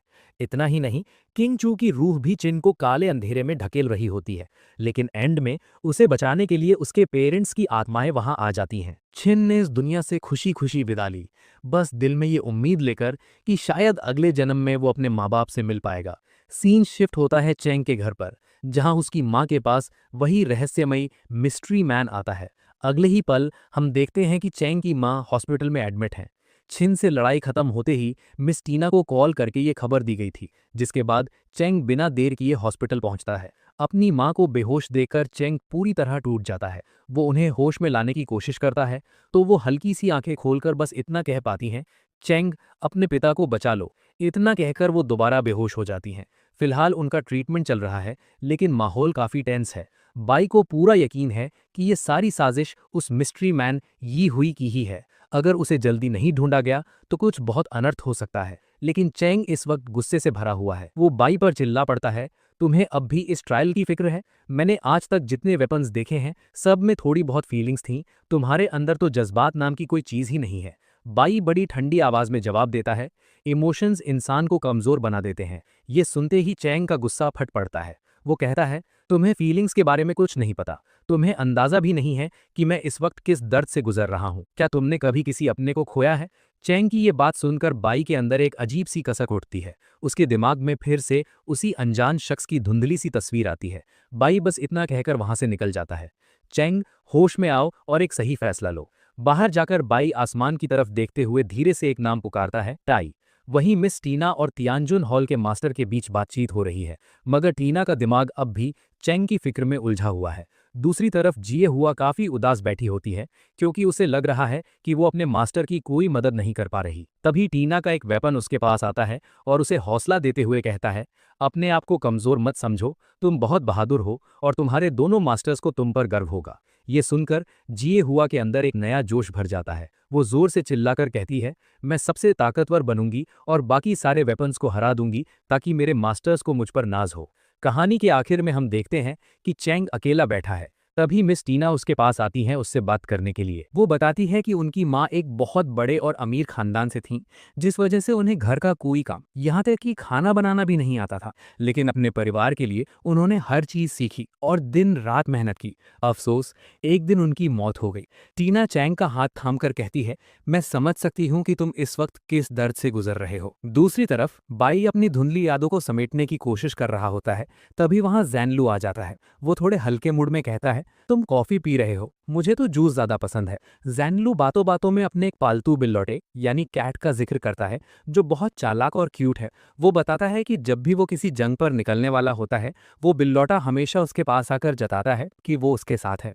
जैनलू बाई को समझाते हुए कहता है कि तुम्हें इस वक्त अपने मास्टर को और भी ज्यादा सपोर्ट करना चाहिए। बाई काफी परेशान है। वो कहता है कि मेरे पास्ट की यादों के साए मुझे घेर रहे हैं और मैं उनमें उलझता जा रहा हूँ। इसके बाद बाई चैंग से बात करने के लिए निकलता है। जब वो चैंग और टीना को साथ देखता है तो उसे उन दोनों में दो बिल्कुल अलग शख्सियत नजर आती हैं। टीना बाई को देखकर वहां से हट जाती है ताकि दोनों आराम से बात कर सकें। चैंग बात की शुरुआत एक माफी से करता है। मुझे माफ कर दो, मैंने गुस्से में तुम्हें बहुत कुछ कह दिया। मैं बस अपनी माँ की हालत देखकर बहुत ज्यादा परेशान था। बाई उसका दर्द समझता है और कहता है कि जिसने भी उनके साथ ये किया है वो इसकी बहुत भारी कीमत चुकाएगा। लेकिन तभी अचानक बाई के सिर में तेज दर्द उठता है। उसे फिर से चैंग के अंदर वही रहस्यमय शख्स नजर आता है। चैंग फौरन बाई को सहारा देता है।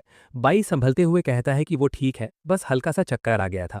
यहाँ हमें उन दोनों के बीच एक बहुत ही मजबूत और गहरा बॉन्ड यानी रिश्ता दिखाया जाता है, जो पहले से कहीं ज्यादा स्ट्रांग हो चुका है। बाई की यादों के जरिए एक बहुत बड़े राज से पर्दा उठता है। हमें पता चलता है ईस्ट एम्परर टाई के बारे में, जिन्हें स्पिरिट वेपन्स का राजा कहा जाता था। बाई असल में उन्हीं का वेपन था। मास्टर और वेपन होने के बावजूद वो दोनों एक दूसरे के सबसे पक्के दोस्त यानी जिगरी यार थे। लेकिन एक दिन उनकी दुनिया पर एक भयानक कयामत यानी अपोकलिप्स टूट पड़ी, जिसने सब कुछ तबाह कर दिया। टाई और बाई ने मिलकर उस मुसीबत का सामना किया और आखिर में टाई ने अपनी पूरी ताकत लगाकर उस कयामत को हमेशा के लिए सील कर दिया। बाई उस लड़ाई में इतना जख्मी हुआ कि उसके जिस्म के हजारों टुकड़े हो गए और वो हर जगह बिखर गया। सबसे दुख की बात यह थी कि उसने अपने सबसे पक्के दोस्त टाई को हमेशा के लिए खो दिया। आज इतने सालों बाद बाई को वही सारी दर्दनाक यादें एक एक करके याद आ रही हैं। अगले सीन में हम सभी को एक साथ देखते हैं। अब ये सब मिलकर उस मिस्ट्री मैन यी हुई को पकड़ने का प्लान बना रहे हैं। इन्हें अब समझ आ चुका है कि अब तक जितने भी हमले हुए और जितने भी गलतफहमियां पैदा हुई, उन सब के पीछे वही दोगले यी हुई का हाथ था। लेकिन अब ये सब मिलकर उसका खात्मा करेंगे। जैनलू को अपने सीक्रेट सोर्सेज से पता चलता है कि यी हुई इन्हीं गुफाओं यानी केव्स में कहीं छुपा बैठा है। ये सब लोग टेलीपोर्ट होकर वहां पहुंच जाते हैं। आगे बढ़ने से पहले बाई चेंग से कुछ कहना चाहता था, लेकिन वो बोल नहीं पाता। तभी अचानक मिस टीना का पैर एक हिडन ट्रैप पर पड़ जाता है और उन पर हमला होता है, मगर जैनलू सही वक्त पर सबको बचा लेता है। तभी उनके सामने वही मिस्ट्री मैन प्रकट होता है। उसने चेंग के पिता को किडनैप करके बंदी बनाया हुआ था। ये हुई धमकी देता है, अगर किसी ने भी होशियारी दिखाने की कोशिश की तो तुम्हारे बाप की जान चली जाएगी। इतना कहकर ये हुई एक पोर्टल के जरिए निकल जाता है और चेंग और बाई भी बिना सोचे उसके पीछे कूद पड़ते हैं। लेकिन पोर्टल उन्हें अलग कर देता है। बाई एक ऐसी जगह पहुंच जाता है जहां से स्पिरिट वेपन्स मिलते हैं। वहीं दूसरी तरफ चेंग एक ऐसी खौफनाक जगह पर आ जाता है जो बिल्कुल नरक यानी हेल जैसी लग रही थी। ये हुई हंसते हुए कहता है, लगता है तेरा वेपन तेरा साथ नहीं दे पाया, पर फिक्र मत कर, जब तक वो आएगा तब तक बहुत देर हो चुकी होगी। हर 1000 साल में आने वाली तबाही एक बार फिर इस दुनिया पर दस्तक देने वाली है। बाई को एहसास हो जाता है कि चेंग की जान बहुत बड़े खतरे में है। वहीं यी हुई चेंग को लालच देता है, अगर तुम मुझे अपना वेपन दे दो तो मैं तुम्हारी जान बख्श दूंगा। लेकिन चेंग साफ मना कर देता है। तभी वहां बाई की एंट्री होती है। बाई आते ही एक जोरदार हमला करता है, जिससे यी हुई का मास्क टूटकर गिर जाता है। लेकिन जैसे ही वो उसका चेहरा देखते हैं, दोनों के होश उड़ जाते हैं। यी हुई का चेहरा बिल्कुल बाई जैसा लग रहा था। तब पता चलता है कि उस पुरानी जंग में जब बाई के टुकड़े हुए थे तो यी हुई भी उसी का एक हिस्सा था। ये बाई का ही डार्क हाफ है, जिसका मतलब ये है कि दोनों की ताकत एक बराबर है। यी हुई का असली मकसद बाई को पूरी तरह अपने अंदर अब्सॉर्ब करना है, ताकि वो अपनी ताकत को हद से ज्यादा बढ़ा सके। बाई उसे साफ कह देता है, मैं तेरे इन गंदे इरादों को कभी पूरा नहीं होने दूंगा। लेकिन यी हुई हंसते हुए कहता है कि ये फैसला तेरा सबसे बड़ा धोखा होगा, और वो बाई को अपनी गिरफ्त में ले लेता है। यहाँ एक पुराना राज खुलता है। बहुत साल पहले बाय पर कुछ झूठे इल्जाम लगाए गए थे, जिस वजह से ताय को ना चाहते हुए भी बाय को एक होली पनिशमेंट देनी पड़ी और उसकी पावर्स को सील कर दिया गया। ये हुई बाय का दिमाग घुमाने की कोशिश करता है और कहता है, देखा, ताय कभी तेरा दोस्त था ही नहीं, उसने तो तुझे सिर्फ सजा दी। ये सुनते ही बाय गुस्से में ये हुई पर टूट पड़ता है, लेकिन ये हुई उसे एक फॉर्मेशन में कैद करके उस पर बिजलियों यानी लाइटनिंग से हमला शुरू कर देता है। वो चैंग को भी इसी दर्दनाक अटैक का शिकार बनाता है। दूसरी तरफ जानलू और बाकी सब चैंग और बाय को ढूंढते हुए आगे बढ़ रहे होते हैं। तभी उनके सामने ये हुई कि एक पूरी फौज आ जाती है, लेकिन हमारे हीरोज भी कम नहीं है। वो सब मिलकर उन पर टूट पड़ते हैं और अपने पावरफुल अटैक से उन सबका किस्सा वहीं खत्म कर देते हैं। वहीं दूसरी तरफ तरफ यी हुई बाय और चैंग को बेहिसाब तकलीफ पहुंचा रहा था। वो सारा दोष चैंग पर मारता है और कहता है, तेरी वजह से तेरे दोस्त हमेशा मुसीबत में पड़ते हैं, अब भी वक्त है, अपना वेपन मुझे दे दे और जान बचा ले। चैंग साफ इनकार कर देता है और वो दोनों एक साथ मिलकर हारमोनी इंस्टॉलेशन करने की कोशिश करते हैं, लेकिन उनका ये कनेक्शन बीच में ही टूट जाता है और दोनों दूर जा गिरते हैं। ये हुई ये देखकर बहुत खुश होता है। वो उन पर ग्रेविटेशनल फोर्स लगा देता है जिससे वो हिल भी नहीं पा रहे थे। असल में हारमोनी इंस्टॉलेशन के लिए मास्टर और वेपन का एक दूसरे पर 100% भरोसा होना जरूरी है, लेकिन बाय और चैंग के बीच अभी वो गहरा रिश्ता बना ही नहीं था। ये हुई बाय को उठाकर जमीन पर दे मारता है और उसके चेहरे पर लात रखकर कहता है, खुद को होली वेपन कहते हो, अपनी हालत देखो, तुम पहले क्या थे और अब क्या हो गए हो। बाय दर्द में भी चिल्लाता है, मेरा सिर्फ एक ही मास्टर है और उसका नाम ताय है। लेकिन तभी ये हुई उसे उसके पास्ट की उन यादों में धकेल देता है जिसे बाय भुलाना चाहता था। हम देखते हैं कि बचपन में बाय के साथ कैसा बुरा सलूक होता था। उसके गांव में उसके साथ भेदभाव किया जाता, लोग उसे तंग करते और उसकी मदद के लिए कभी कोई आगे नहीं आता था। बाय उन पहाड़ों पर सिर्फ इसलिए चला गया था ताकि वो दुनिया से दूर अकेला सुकून से रह सके। ये तब की बात है जब ताई ने बाई की सारी पावर्स सील कर दी थीं और उसे अकेला छोड़ दिया था। लेकिन तभी उस दुनिया पर कयामत का दिन आ गया। बाई सब भुलाकर भागते हुए ताई के महल पहुंचता है। वो उसे हर जगह ढूंढता है, लेकिन जब ताई सामने आता है तो पता चलता है कि वो मर चुका है। ताई की मौत देखकर बाई पूरी तरह टूट जाता है और उसके हजारों टुकड़े हो जाते हैं। वहीं से दो बड़े हिस्से निकलते हैं, एक अच्छाई और दूसरा बुराई। प्रेजेंट में ये हुई वही नफरत याद दिलाता है, उसने हमें मरने के लिए अकेला छोड़ दिया था, लेकिन आज हम फिर एक होकर पूरी दुनिया को अपने कदमों में कर सकते हैं और अपना बदला ले सकते हैं। ये हुई अब बाई पर अपना कब्जा शुरू करता है और चेंग से कहता है कि अब तो इसका मास्टर नहीं रहेगा। दूसरी तरफ जन लू और बाकी सब तेजी से चेंग और बाई की तरफ भाग रहे हैं, मगर तब तक देर हो रही है। बाई एक गहरे काले गड्ढे में धंसने लगता है। चेंग घबराकर पूछता है कि ये क्या हो रहा है, तो यी हुई कहता है, मैं तुम दोनों के बीच का बॉन्ड रिश्ता खत्म कर रहा हूं ताकि बाई हमेशा के लिए मेरे साथ जुड़ जाए। चेंग यी हुई को रोकने के लिए उसका पैर पकड़ लेता है, मगर यी हुई उसे लात मारकर दूर फेंक देता है। इतनी चोट लगने के बाद भी चेंग हार नहीं मानता और रेंगते हुए बाई के पास जाता है। बाई धीरे धीरे अपना होश खो रहा है। यी हुई हंसता है कि अब कुछ नहीं हो सकता, पर चेंग चिल्लाकर कहता है, चाहे कुछ भी हो जाए, मैं बाई का साथ कभी नहीं छोड़ूंगा। बाई खुद को एक अंधेरी और सुनसान जगह पर पाता है। उसे लगता है कि वो फिर से अकेला रह गया है और किसी को उसकी परवाह नहीं है। वो उस अंधेरे में डूबने ही वाला होता है कि तभी वहां चेंग पहुंच जाता है। चेंग उसका हाथ मजबूती से थाम लेता है और कहता है, मैं तुम्हें कभी अकेला नहीं छोड़ूंगा। बाई रोते हुए कहता है, ताई ने भी यही कहा था, पर आखिर में मैं उसके लिए सिर्फ एक हथियार ही तो था। चेंग उसे समझाता है, तो क्या हुआ अगर तुम एक वेपन हो, तुम मेरे दोस्त हो, हम सबको तुम्हारी ज़रूरत है और तुम्हारे मास्टर ताई ने भी तुम्हें किसी बड़ी वजह से ही छोड़ा होगा। चेंग पूरी जान लगाकर बाई को उस अंधेरे से बाहर खींचने लगता है।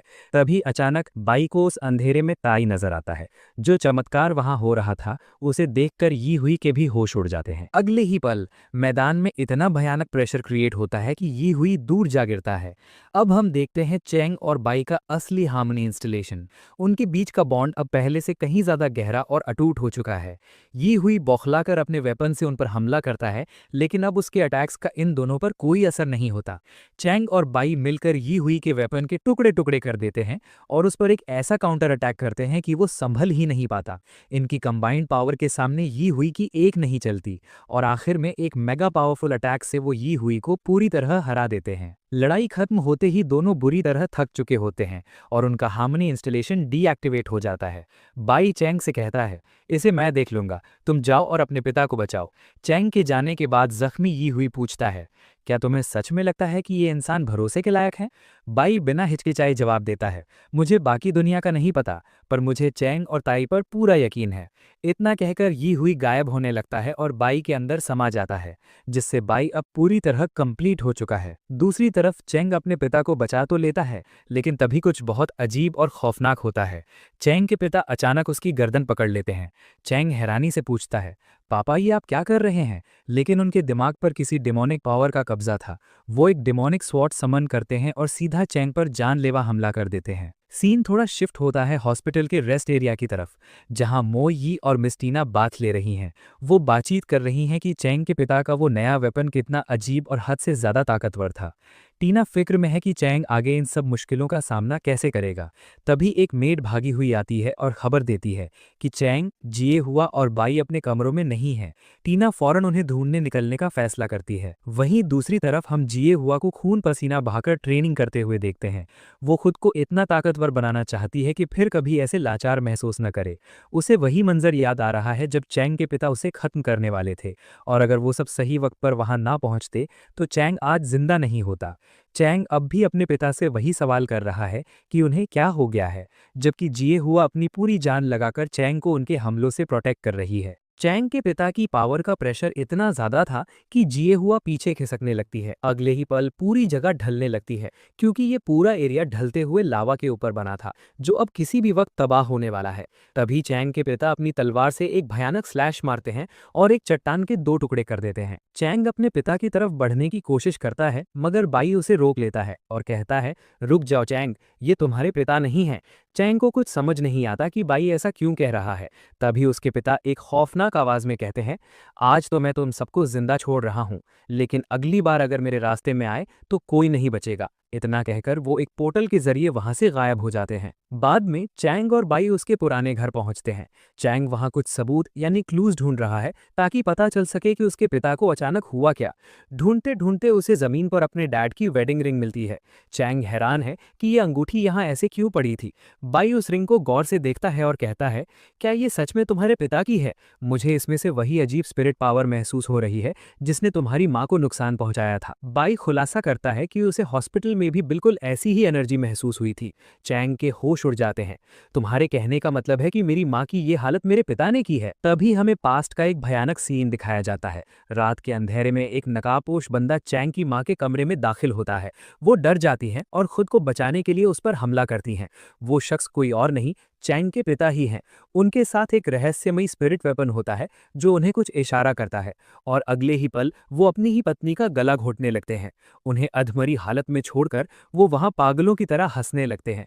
उनके जाने के बाद ही वहां ये हुई आया था। बाई ये सब चैंग को समझाते हुए कहता है, मैं 100% श्योर तो नहीं हूं, पर सारे इशारे इसी तरफ हैं। बेचारा चैंग, उसका हंसता खेलता परिवार एक ही झटके में बिखर गया। वो दुख में डूबा हुआ है, लेकिन अपने पिता की इस हरकत ने अब उसके अंदर एक आग जला दी है। सीन शिफ्ट होता है एक चमचमाती पार्टी की तरफ, जहां कोई बड़ा म्यूजिक इवेंट या संगीत समारोह चल रहा है। पार्टी का माहौल एकदम से बदल जाता है जब अचानक वहां की सारी लाइट्स चली जाती हैं। किसी को कुछ समझ नहीं आता कि हो क्या रहा है, लेकिन जैसे ही रोशनी वापस आती है, सबके होश उड़ जाते हैं। चेंग के पिता स्टेज पर खड़े थे। जो सिंगर वहां परफॉर्म कर रहा था, वो थोड़ा ऑकवर्ड होकर कहता है, अंकल प्लीज आप नीचे उतर जाइए, मेरा कॉन्सर्ट चल रहा है। लेकिन चेंग के पिता बस एक ठंडी नजर से उस सिंगर को घूरते हैं, और अगले ही पल उस सिंगर के सीने में इतना तेज दर्द उठता है कि वो वहीं ढेर हो जाता है। तभी धीमे कदमों के साथ एक और रहस्यमयी शख्स वहां दाखिल होता है। उसके आते ही लोगों को सांस लेने में तकलीफ होने लगती है, और वो एक एक करके बेहोश होने लगते हैं। ये कोई इंसान नहीं, बल्कि चेंग के पिता का खौफनाक स्पिरिट वेपन है, जो वहां मौजूद हर किसी की स्पिरिट पावर को निचोड़ रहा या कंज्यूम कर रहा था। चेंग के पिता एक शैतानी मुस्कुराहट के साथ पूछते हैं, तुम्हें ये सब कैसा लग रहा है? वो वेपन जवाब देता है, बहुत खूब, जानकर खुशी हुई कि तुम्हें ये पसंद आया टायरफिंग। दूसरी तरफ बाई और चेंग पूरी रफ्तार से उस तरफ भाग रहे हैं। चेंग समझ चुका है कि टायरफिंग इतना ताकतवर वेपन है कि उसे जिंदा रहने के लिए बेहिसाब स्पिरिट पावर चाहिए होगी, और अगर उसे ढूंढना है तो बस उसकी एनर्जी को सेंस करना काफी है। तभी वहां मिस टीना और बाकी सब पहुंच जाते हैं। जिए हुआ घबराकर सीधा चेंग से लिपट जाती है। टीना थोड़ा गुस्से और फिक्र में पूछती है, तुम बिना बताए कहाँ चले गए थे? चेंग कुछ बोल पाता उससे पहले ही एक भयानक धमाका होता है। ये टायरफिंग की बेहिसाब स्पिरिट पावर का असर था। सीन शिफ्ट होता है बैटल ग्राउंड की तरफ। जानलुक गुस्से में चिल्लाता है, चारों तरफ सिर्फ स्पिरिट पावर की बू आ रही है, तूने यहाँ के लोगों के साथ क्या किया? हम देखते हैं कि वहां एक भी इंसान जिंदा नहीं बचा, शायद वो सब मारे जा चुके हैं। जानलू कहता है, तुम इतनी पत्थर दिल कैसे हो सकती हो? टायरफिंग एक ठंडी हंसी के साथ जवाब देती है, यही तो कुदरत का नियम है, जो ताकतवर है वो जिएगा और कमजोर मिटा दिया जाएगा।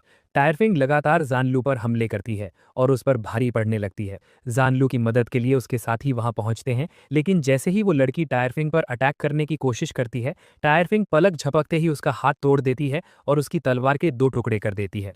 तभी उसकी जान बचाने के लिए वहां किशन एंट्री मारता है, लेकिन टायरफिंग किशन के हमले को किसी खिलौने की तरह रोक लेती है। अगले ही पल पल वो किशन पर एक पलटवार करती है जो उसे बुरी तरह जख्मी कर देता है। टिरफिंग किसी पागल की तरह चिल्लाकर कहती है, मुझे और भी ज्यादा स्पिरिट पावर चाहिए। वो चेंग के पिता की तरफ देखकर पूछती है, क्या मैं इन सबको खत्म करके इनकी पावर खा सकती हूँ? चेंग के पिता एक शैतानी मुस्कुराहट के साथ कहते हैं, हाँ बिल्कुल, इस दुनिया की सारी स्पिरिट पावर अब तुम्हारी ही है। आखिर तुम ही तो इस दुनिया की नई महारानी हो। टिरफिंग अब जैनलू का खेल खत्म करने ही वाली थी कि तभी वहां चेंग अपने साथियों के साथ एंट्री मारता है। ये देखकर टिरफिंग की आंखों में एक अजीब सी चमक आ जाती है। वो कहती है, लो, और भी ताज़ा खाना आ गया।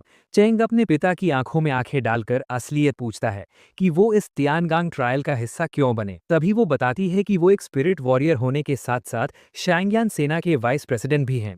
वो कहते हैं, जब तुम पैदा हुए तो मैं बहुत खुश था, लेकिन जल्द ही मुझे पता चला कि तुम्हारे अंदर तो कोई स्पिरिट पावर नहीं है। तुम मेरे वारिस बनने के लायक ही नहीं थे, इसलिए मैंने अपनी सच्चाई तुमसे और तुम्हारी माँ से छुपाई। लेकिन जैसे जैसे तुम बड़े हुए, मुझे समझ आने लगा कि तुम ईस्ट एम्परर टाई के री इनकारनेशन हो। मैंने बहुत कोशिश की तुम कभी स्पिरिट वॉरियर ना बन सको, लेकिन तुमने तो पहली ही बार में एक होली वेपन बाई को समन कर लिया। वो आगे बताते हैं कि वो होली वेपन उनका होना चाहिए था। अगर उनके पास वो और टिरफिंग दोनों होते तो वो दुनिया पर आने वाली कयामत को हराकर पूरी दुनिया पर राज करते। उन्होंने ही प्लान बनाया था कि ये हुई बाई को एब्जॉर्ब कर ले ताकि वो उनके इशारों पर नाचे। इसलिए उन्होंने जानबूझकर खुद को ये हुई से पकड़वाया था। लेकिन चेंग ने सब बर्बाद कर दिया। चेंग गुस्से में चिल्लाता है, लेकिन आपने माँ के साथ ऐसा क्यों किया? इससे पहले कि कोई जवाब मिलता, मिस टीना गुस्से में हार्मोनी इंस्टॉलेशन एक्टिवेट कर लेती हैं, क्योंकि टिरफिंग ने कई मासूमों की जान ली थी। टीना एक भयानक कंबाइंड अटैक करती है जिससे एक जोरदार धमाका होता है, मगर धुआं हटते ही सब हैरान रह जाते हैं। टिरफिंग को एक खरोच तक नहीं आई थी। अब बाजी संभालने के लिए बाई आगे बढ़ता है। दोनों के बीच एक टक्कर की लड़ाई शुरू होती है और बाई टिरफिंग को कड़ी टक्कर देता है। टिरफिंग मजे लेते हुए कहती है, तुम तो बड़े काम के निकले, कैसा रहेगा अगर तुम मेरे गुलाम बन जाओ। धीरे धीरे अब टिरफिंग बाई पर भारी पड़ने लगती है और यहाँ एक पुराना राज पता चलता है। टायरफिंग का सामना किसी मर्द से होता है, उसकी पावर अपने आप डबल हो जाती है। इस खौफनाक ताकत की वजह से बाई बुरी तरह जख्मी हो जाता है। चैंग तुरंत नोटिस करता है कि टायरफिंग के पास जो तलवार है वो कोई आम वेपन नहीं है। उससे मुकाबला करने का अब सिर्फ एक ही रास्ता बचा था, जूसियन स्वॉर्ड स्क्वायर टेक्निक। लेकिन एक बड़ी मुश्किल थी। इस टेक्निक को एक्टिवेट करने के लिए 4 हेवन लेवल वॉरियर्स का होना जरूरी था और टियानजुन हॉल के वॉरियर्स पहले ही जख्मी होकर ढेर हो चुके थे। टायरफिंग एक शैतानी हंसी के साथ कहती है, लगता है तुम सबका वक्त खत्म हो चुका है। उसके जिस्म से इतनी भयानक एनर्जी निकलने लगती है कि वहां मौजूद हर कोई उस प्रेशर से दबने लगता है। जिए हुआ को काफी बुरा लगता है कि वो इस मुश्किल घड़ी में किसी के काम नहीं आ पा रही। तभी मिस टीना के बाकी वेपन्स एक बड़ा फैसला लेते हैं। वो कहते हैं कि जो वेपन्स एक दूसरे पर भरोसा करते हैं वो अपनी पावर्स को एक दूसरे में एब्जॉर्ब या समा सकते हैं। वो तीनों जिए हुआ से कहते हैं कि वो उन्हें अपने अंदर जज्ब कर ले, क्योंकि वो किसी भी कीमत पर अपने मास्टर को बचाना चाहते थे। एक एक करके वो तीनों जिए हुआ में समा जाते हैं। अगले ही पल जिए हुआ का पावर लेवल तेजी से बढ़ने लगता है और वो इवॉल्व होकर एक हेवन लेवल वेपन बन जाती है। ये देखकर चेंग के पिता के भी होश उड़ जाते हैं। अब उनके पास 4 हेवन लेवल वेपन्स तैयार थे। चेंग बिना देर किए जूसियन स्क्वायर टेक्निक शुरू कर देता है। चारों तरफ से एनर्जी की एक पावरफुल वेव निकलती है जो पूरे मैदान को हिला देती है। टायरफिंग गरजते हुए कहती है, तुम्हें लगता है इससे मुझे हरा दोगे? चलो देख लेते हैं। आसमान में एक विशाल यानी ह्यूज फॉर्मेशन बनता है और वो सब मिलकर एक कंबाइंड अटैक लॉन्च करते हैं। ये हमला सीधा टायरफिंग को लगता है और वो थोड़ी कमजोर पड़ने लगती है। अपनी हालत बिगड़ते देख वो चेंग के पिता को अपने पास बुलाती है और वो दोनों एक फॉरबिडन किस के जरिए एक खतरनाक रिचुअल परफॉर्म करते हैं। इस रिचुअल से टायरफिंग की ताकत इतनी बढ़ जाती है कि वो संभाली नहीं जा रही थी। टायरफिंग एक ऐसी एनर्जी बॉल तैयार करती है जिसे चेंग के पिता अपनी पावर से और भी ज्यादा बूस्ट कर देते हैं। आसपास की हर चीज की स्पिरिट पावर खींचकर टायरफिंग के अंदर समा जाती है और वहां एक भयानक तूफान उठ खड़ा होता है। अगले ही पल एक धमाका होता है और सबकी आंखें खुलती हैं तो वो खुद को एक अनजान जगह पर पाते हैं। चेंग समझ जाता है कि ये कोई आम जगह नहीं है, ये वही डायमेंशन है जहां वेपन समन होने से पहले कैद रहते हैं। टायरफिंग और चेंग के पिता आपस में इस तरह जुड़ जाते हैं कि वो किसी अजीब और ताकतवर मैकेनिकल मॉन्स्टर या एक रोबोट टाइप फॉर्म में बदल जाते हैं। ये उनका हार्मनी इंस्टॉलेशन का सबसे खतरनाक रूप चुप है। हालत बिगड़ते देख चैंग और बाई भी अपनी पूरी जान लगाकर हारमोनी इंस्टॉलेशन करते हैं, मगर दुश्मन हंसते हुए कहता है, अब तुम्हारी कोई भी ताकत तुम्हें मौत से नहीं बचा सकती। चैंग और उस मॉन्स्टर नुमा पिता के बीच भयानक फाइट शुरू हो जाती है। चैंग जब हमला करने बढ़ता है तो वो उसे किसी खिलौने की तरह हवा में ही पकड़ लेते हैं। चैंग गुस्से और दर्द में चिल्लाता है, मैं अपनी जान दे दूंगा पर बाई को तुम्हारे हाथ नहीं लगने दूंगा। आपको अपना पिता कहते हुए भी मुझे शर्म आ रही है। आपने मासूमों को मारा, माँ को जख्मी किया और अब मुझे भी खत्म करना चाहते हैं। तभी हमें पास्ट का एक दर्दनाक सीन दिखाया जाता है। चैंग के पिता इस बात से पागल हो रहे थे कि उनका बेटा ईस्ट एम्परर टाई का रीइंकारनेशन है। टायरफिंग उनके कान भरती है, वो होली वेपन तुम्हारा होना चाहिए था, छीन लो उसे। चैंग की माँ अपने पति को रोकने की कोशिश करती हैं। वो उन्हें होश में लाने के लिए थप्पड़ तक मारती हैं और कहती हैं, चैंग आपका बेटा है, उसके साथ ऐसा मत कीजिए। लेकिन वो टायरफिंग के जादू में इतने अंधे हो चुके थे कि उन्हें अपनी पत्नी भी दुश्मन नजर आने लगी। उन्होंने वही किया जो हमने पहले देखा था। वापस प्रेजेंट में चैंग अपने पिता को होश में लाने की आखिरी कोशिश करता है, मगर उन पर कोई असर नहीं होता। वो होली वेपन मेरा है, तुम्हारा नहीं, और ये कहकर वो चैंग को दूर दे मारते हैं। वहीं मिस टीना भी जख्मी हालत में गिरी हुई है। असल में ये जगह शेंग यान आर्सेनल है, जहां कोई भी इंसान ज्यादा देर जिंदा नहीं रह सकता, क्योंकि ये जगह उनकी स्पिरिट पावर को निचोड़ लेती है। चैंग के पिता अब उस रहस्यमयी दरवाजे पोर्टल को खोलने लगते हैं, जिसकी वजह से बाई और बाकी वेपन्स की पावर खींचकर उस दरवाजे के पार जाने लगती है। चैंग के पिता शेंग यान आर्सेनल के वाइस प्रेसिडेंट हैं, इसीलिए उनके पास ये डार्क पावर है। चैंग बुरी तरह फंस चुका है। अगर उसने बाई को अपने पिता के हवाले नहीं किया तो यहाँ मौजूद हर एक शख्स मारा जाएगा। पिता हंसते हुए कहते हैं, तुम मुझे कभी नहीं हरा पाओगे चैंग। चैंग अपने पिता के करीब आता है। उसकी आंखों में दर्द है पर इरादा मजबूत। वो बाई से कहता है, शायद मैं अपना वादा पूरा नहीं कर पाऊंगा। मैंने कहा था कि मैं तुम्हें इंसानी जज्बात महसूस करना सिखाऊंगा, पर अब वक्त खत्म हो रहा है। बाई एक हल्की मुस्कुराहट के साथ जवाब देता है, कोई बात नहीं चैंग, मैं खुश हूं कि तुमने मुझे फिर से ना छोड़ने का अपना वादा निभाया। तभी जख्मी होने के बावजूद मिस टीना, जन्लू और बाकी सब चैंग के साथ खड़े हो जाते हैं। चैंग फैसला कर लेता है कि आज वो अपने पिता के इस जुनून को रोक कर ही दम लेगा। चैंग के पिता एक प्रलयकारी यानी डिस्ट्रक्टिव अटैक करते हैं, जिससे एक भयानक धमाका होता है, मगर चैंग अपनी पूरी जान लगाकर उस हमले को रोक लेता है। हालत देखकर जन्लू और टीना एक बड़ा फैसला लेते हैं। वो अपनी बची कुची सारी स्पिरिट पावर चैंग को ट्रांसफर कर देते हैं। इस एनर्जी ट्रांसफर से एक जोरदार ब्लास्ट होता है और धुआं हटते ही हम देखते हैं चैंग और बाई का एक नया बेहद डैशिंग और पावरफुल अवतार। अब शुरू होती है हीरो और विलन की असली और आखिरी जंग। चैंग अपने पिता के हर हमले को न सिर्फ रोकता है, बल्कि उनके स्पीयर अटैक्स को एब्जॉर्ब करके उन्हीं पर पलटवार कर देता है। चैंग अपनी पूरी ताकत समेटकर अपने पिता के कोर पर वार करके उसे हमेशा के लिए खत्म कर देता है। चैंग रोते हुए कहता है, माँ ने आप पर हमेशा यकीन किया, पर आपने उनका भरोसा तोड़ दिया। ये सुनते ही पिता के दिमाग से टायरफिंग का असर हटने लगता है। उन्हें वो पुराना वक्त याद आता है जब वो चैंग के साथ खेलते थे और एक खुशहाल परिवार हुआ करते रहे। इसी पश्चाताप के साथ चैंग के पिता दम तोड़ देते हैं, लेकिन खतरा अभी टला नहीं था। वो रहस्यमयी दरवाजा अब भी खुला था और सबकी स्पिरिट पावर खींच रहा था। चैंग उसे बंद करने के लिए आगे बढ़ता है तो बाई उसे रोक कर कहता है, अगर एक इंसान वहां गया तो उसका मरना तय है। चैंग कहता है, मेरे पिता कहते थे कि मैं टाई का रीइंकारनेशन हूं, तो शायद मैं इसे बंद कर पाऊं।